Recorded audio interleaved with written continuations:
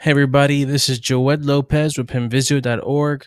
Thanks for clicking on this video and checking us out. This is our website review series of social change organizations and their websites.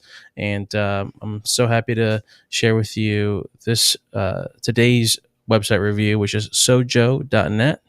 And that's the organization Sojourners. And look quick about us, about Sojourners, is they're committed to racial and social justice, life and peace, and environmental stewardship. And that's who they are. And their mission statement, which is another way of saying who we are, is we seek to inspire hope and build a movement to transform individuals, communities, the church, and the world. Listen, Sojourners has been around for a long time, 40 plus years, and it's founded by Jim Wallace. And he was involved with social justice and the faith community and faith movement, um, uh, you know, in terms of a actual organization, a magazine format for a long time. And he's pretty much these are one of the top faith-based social justice organizations that is, I guess you can say, equally committed to social justice just as much as it's committed to their faith and faith related issues, and how that relates to faith and what it means to live out your faith in the world. So one of the few organizations that has that, pretty even balance. There's other, you have churches who have a social change slant, and you have organizations that might be faith-based, but all the way social justice. They don't really integrate theology and use those different faith lenses to kind of highlight what's going on in the context of these issues. Sojourners has an incredible balance between both, and it's a beautiful thing. Not easy to do, and I think it just speaks to how in tune they are with faith and justice, hand in hand. But this is the website. They recently went through a website redesign, and I think it's definitely an improvement. Not that their website before this was bad; it was just a little dated, a little messy, and just, I guess, not what it could be, what it is now, especially mobile friendly. It wasn't mobile friendly as much. This is definitely a mobile first design. One of the quick giveaways is the huge real estate for items, the large infographics, right? And this menu link right here. When you see those three lines, that's a dead giveaway. This is a mobile friendly website, or a mobile first design for a website, which is pretty much how every website should be nowadays. I think people who are using their website for their main web browsing is like jumping year after year. So people are less on laptops, more on tablets, more on phones for general browsing, or couch browsing as they call it. So they did a great job in going with the new web design. And they actually, when you go to their homepage, you don't see it now because they already opted in their newsletter. But one of the first things that pops up is a small box, a dialogue box that says, love justice, show mercy. Join our newsletter for our greatest content in your inbox.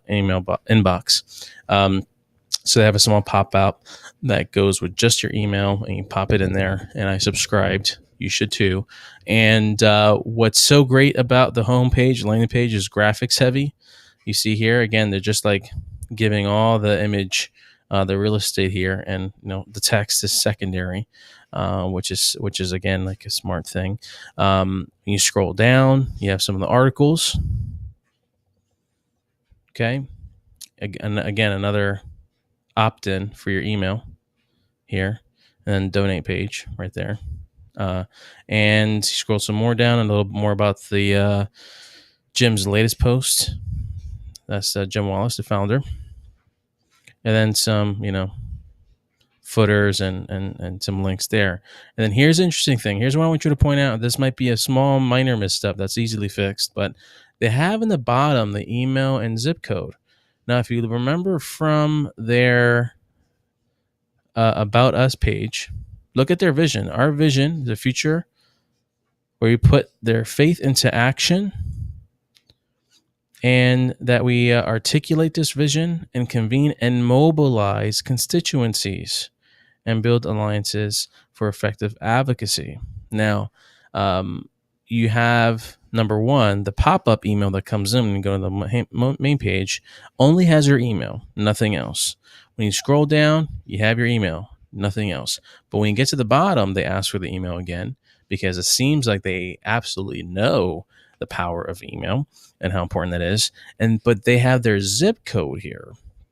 Whereas if you're really about, mobilizing your constituents, you're going to want to do an email and a zip code all the time, every time, So I will be interested in learning about, what their conversions are. The pop-up, some people claim the pop-up is an evil thing and it's distasteful. Well, actually, it's really effective, and it's the reason why people still use it. The pop-up, I wonder, that's a very high conversion of getting emails. So they're getting visitors to say, hey, I want to learn more. I want to get to know you a little bit more. And this is probably, a second opt-in, second in terms of the amount of opt-ins they get. And then this is probably last because on the bottom, who knows? That's my assumption, though. Now, if it's last and you get a zip code here, this is the gold mine. Because, again, if you want to mobilize, its zip code is really nice to know because, there might be specific things and locations and issues like, Florida. We had the recent tragedy in Florida.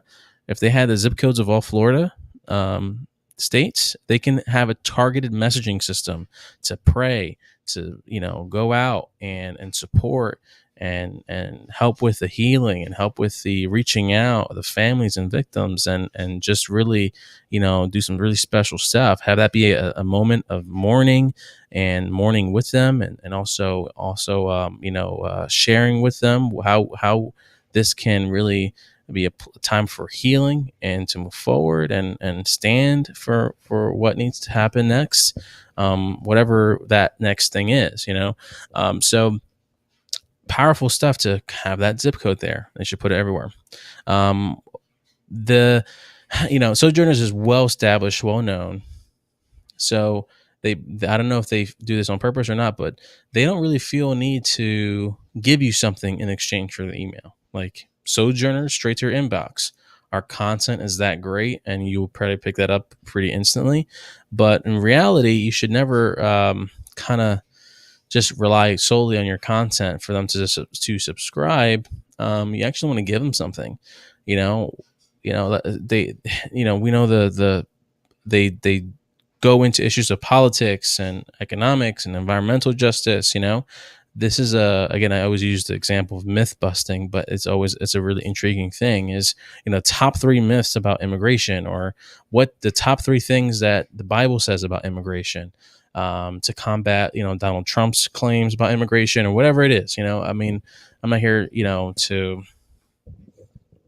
hyper politicize this review, but I'm just saying as examples in the context of this website review, that's something that could be done. So really cool stuff. Again, great layout, mobile friendly. They know the power of the email, so that's why they ask for it 3 times. And one of their writers, actually, you probably see it from their staff. Let's see, our leadership is Lisa Sharon Harper. And guess what? She came out with a new book recently. I don't think they're posting. Here. When the good news of the gospel doesn't feel good enough. And it's her book called Very Good Gospel. She's gotten some really great reviews on her latest book. And guess what? She was also a guest on the Panvisio podcast. Check that out. This is the good news good enough in Ferguson?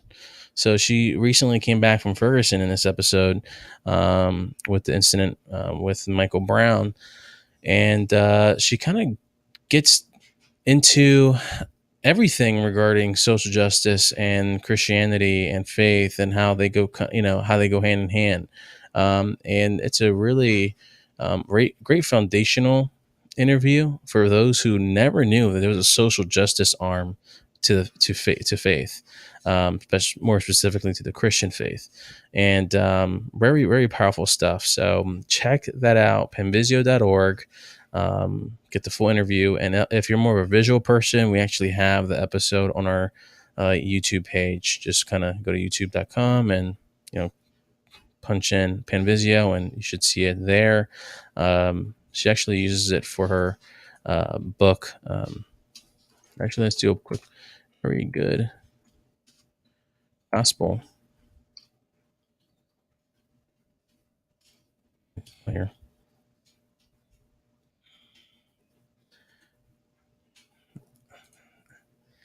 There we go.